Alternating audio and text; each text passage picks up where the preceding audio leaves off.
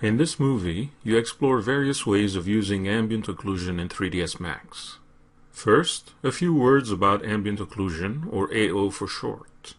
Ambient occlusion was invented by Industrial Light and Magic in 2002 as they were working on the movie Pearl Harbor. It is meant to simulate global illumination without requiring full GI computations.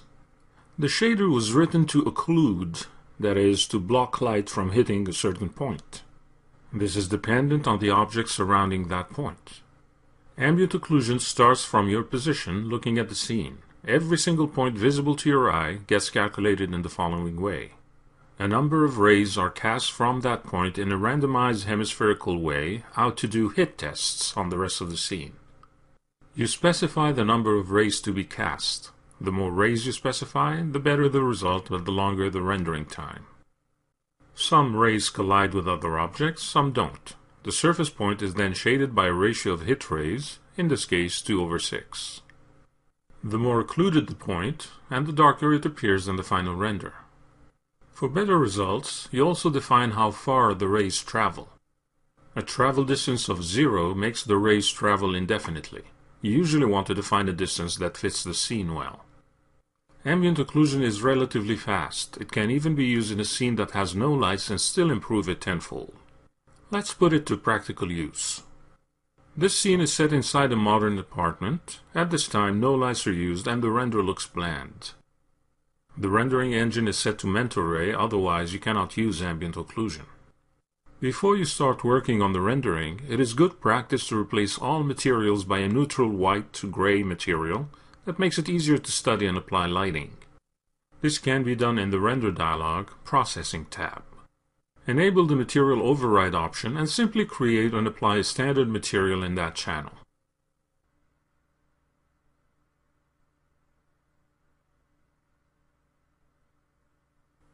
If you tried rendering the scene now, it comes out as monochromatic, but still bland. However, the original materials are preserved and can be restored simply by disabling Material Override. Next, you will add ambient occlusion as a diffuse map to the override material. Instead of the gray diffuse color, choose the mental ray ambient reflective occlusion map. There are two important parameters to consider. The samples value defines the number of rays to be cast from any given point. 16 is the default. More rays mean better quality but with more computing time. Max distance is the distance the rays travel before they can hit an obstacle. Set it to 1 meter for the scene. Before you render, notice that you added the ambient occlusion map to the diffuse channel of a standard material. Some materials, such as Arc and Design, have embedded AO channels in a separate rollout.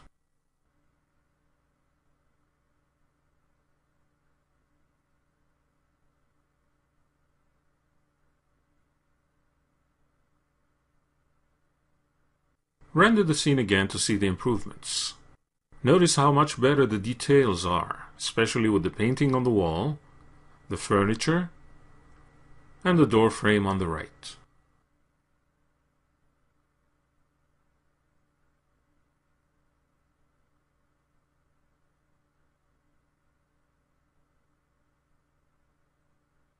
Increase the samples value to 32.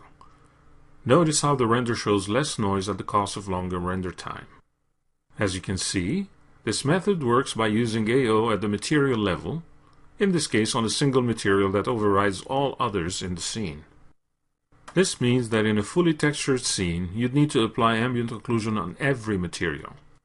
Short of having a library of AO materials, this can be time-consuming. Disconnect the ambient occlusion shader from the material overrides diffuse channel. Next, you explore applying AO to a light rather than to a material. First, you need to add an outside light to simulate the sun, although AO works in interior lighting conditions as well. Although you can use AO with advanced lighting, you usually want to use it with simple lighting setups. Its whole purpose is to simulate complex lighting scenarios without the additional calculations. This is why you will use a simple light here to simulate the sun. Because of the override material, the windows are now opaque. With a right-click on the main toolbar, display the Layers toolbar. Turn off the 3D curved wall glaze layer, so that the light you create can enter the apartment. Create a mental ray area spot to simulate the sun.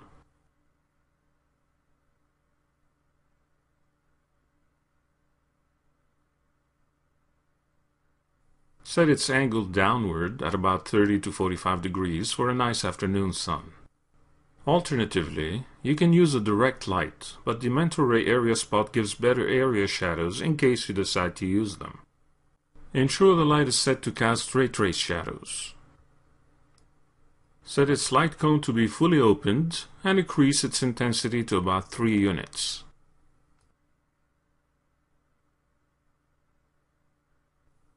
Render the scene. Notice the total absence of indirect lighting.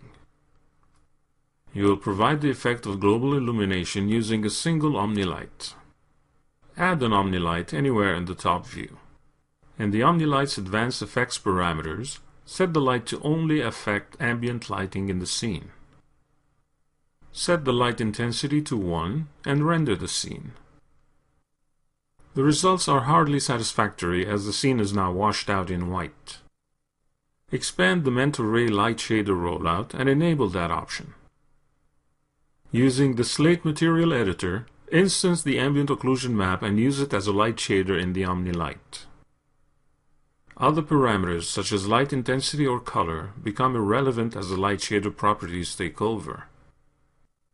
If you need to adjust those values, you do it now at the Ambient Occlusion map level.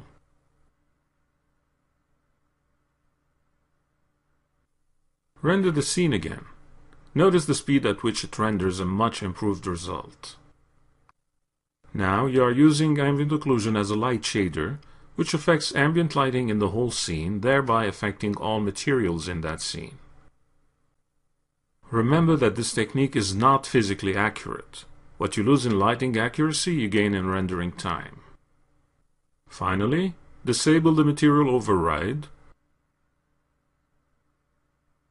restore the glazing layer,